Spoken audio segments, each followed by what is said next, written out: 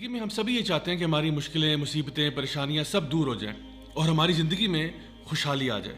تو آج جو میں آپ کے ساتھ ویڈیو میں میسج شیئر کر رہا ہوں، میں سمجھتا ہوں یہ بہت ہی امپورٹنٹ میسج ہے، اتنا امپورٹنٹ کہ یہ ویڈیو آپ کو روزانہ دیکھنا چاہیے، اور اگر روزانہ نہ بھی دیکھ پائیں، جب بھی کسی مصیبت میں، پریشانی میں آپ پھنسے ہوں، یہ ویڈیو ضرور دیکھیں۔ انشاءاللہ امید ہے کہ آپ کو بہت فائدہ ہوگا۔ اس لیے نہیں کہ یہ ویڈیو میں نے بنایا، لیکن اس لیے کہ اس میں اللہ سبحانہ تعالیٰ کے کلام میں سے کوئی ایسی آیات آپ کے ساتھ شیئر کروں گا جس کے بارے میں اکثر لوگ غافل ہیں۔ السلام علیکم ورحمۃ اللہ وبرکاتہ۔ My dear brothers and sisters, سب سے پہلا سوال آج کا یہ ہے کہ اصل میں ہم خوشی کس چیز کو کہتے ہیں؟ اس کے بارے میں سوشل سائنٹسٹ نے کافی ڈیبیٹ کی کہ اصل میں خوشی ہوتی کیا ہے، لیکن اگر اس پوری بحث کا اگر آپ سمرائزیشن دیکھنا چاہیں تو وہ یہ ہے کہ خوشی کہتے ہیں جب کوئی بھی کام آپ کی مرضی کے مطابق ہوتا ہے تو انسان کو خوشی ہو جاتی ہے۔ فار ایگزامپل، ایک بچہ کسی اسکول میں داخلہ لینا چاہتا تھا، وہاں پہ داخلہ ہو گیا، وہ خوش ہو گیا۔ وہ رات کو چاکلیٹ کھانا چاہتا تھا، ماں نے چاکلیٹ دے دی، وہ خوش ہو گیا۔ فیوچر میں جا کے جہاں وہ شادی کرنا چاہتا تھا وہاں اس کی شادی ہو گئی تو وہ خوش ہو گیا۔ جس جگہ پر نوکری کرنا چاہتا تھا وہاں نوکری مل گئی تو وہ خوش ہو گیا۔ یعنی کہ جب چیزیں ہماری مرضی کے مطابق ہوتی ہیں تو ہمیں خوشی مل جاتی ہے، اور جب ہماری مرضی کے مطابق چیزیں نہیں ہوتی تو ہم اداس ہو جاتے ہیں۔ اب سوال یہ ہے کہ کیا ایسا ہوگا کہ آپ کی زندگی میں سارے کام جو ہوں گے وہ آپ کی مرضی کے مطابق ہوں گے؟ اللہ سبحانہ تعالیٰ سورہ یونس سورہ نمبر 10 آیت نمبر 62 میں ایک بہت ہی زبردست بات ارشاد فرماتے ہیں۔ اللہ تعالیٰ فرماتے ہیں الا ان اولیاء اللہ لا خوف علیہم ولا هم يحزنون۔ یقیناً جو اللہ کے ولی ہوتے ہیں، جو اللہ کے دوست ہوتے ہیں، جو اللہ کے پیارے ہوتے ہیں، ان کی دو خصوصیات ہیں جن کا ذکر اللہ سبحانہ تعالیٰ کر رہے ہیں۔ یعنی کہ ایک تو کہا گیا کہ لا خوف علیہم، کہ ان کو خوف نہیں ہوتا، اور دوسرا ان کو غم نہیں ہوتا۔ تو یاد رکھیے ایک بات کہ خوف ہمیشہ فیوچر کی چیزوں کا ہوتا ہے اور غم ہمیشہ پاسٹ کی چیزوں کا ہوتا ہے۔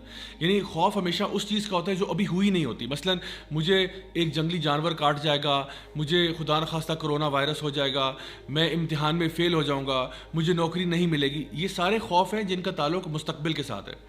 اور اسی طرح سے غم جب انسان کو ہوتا ہے تو وہ ہمیشہ کسی پاسٹ کی چیز یا ماضی کی چیز کے بارے میں ہوتا ہے۔ مثلا کاش کہ میں نے پڑھ لیا ہوتا تو آج فیل نہ ہوتا، کاش کہ میں نے یوں کر لیا ہوتا، کاش کہ میں نے وہ کر لیا ہوتا۔ یعنی انسان جب بھی غم کی حالت میں ہوتا ہے تو غم ہمیشہ گزری ہوئی بات پر کیا جاتا ہے، اور جب بھی انسان خوف زدہ ہوتا ہے تو وہ ہمیشہ کسی فیوچر کی چیز کے بارے میں خوف زدہ ہو رہا ہوتا ہے۔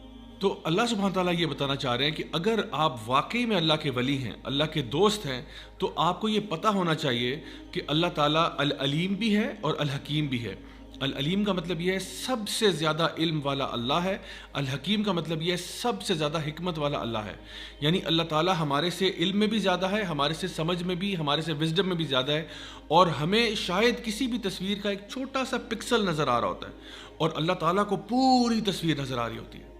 ہم اپنی لمیٹڈ سوچ کے اندر اکثر اوقات مسئلوں کو سمجھ نہیں پاتے، جیسا کہ سورہ البقرہ کے اندر بھی سورہ نمبر 2 آیت نمبر 216 میں اللہ سبحانہ تعالیٰ ارشاد فرماتے ہیں کہ شاید ہو سکتا ہے کہ تم کسی چیز سے محبت کرتے ہو، تم کسی چیز کو اپنے لیے اچھا سمجھتے ہو، لیکن وہ تمہارے لیے اچھی نہیں ہے، اور ہو سکتا ہے کہ تم جس چیز کو برا سمجھتے ہو اصل میں وہ تمہارے لیے بری نہ ہو۔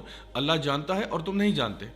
تو جس دن انسان یہ فیصلہ کر لیتا ہے کہ اللہ مجھ سے زیادہ جانتا ہے، اللہ مجھ سے بہتر جانتا ہے، اللہ کی حکمت میرے سے بہت زیادہ ہے، تو وہ آٹومیٹکلی اپنی مرضی کی بات نہیں کرتا، وہ اللہ کی مرضی کی بات کرتا ہے۔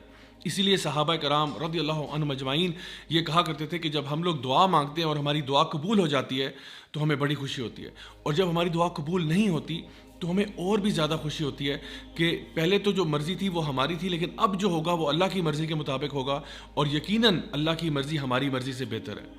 اللہ آپ کو آپ کی ماں سے بھی زیادہ چاہتا ہے، تو ایسا کیسے ہو سکتا ہے کہ اللہ آپ کے ساتھ کوئی ایسا معاملہ کرے جو آپ کے لیے برا ہے؟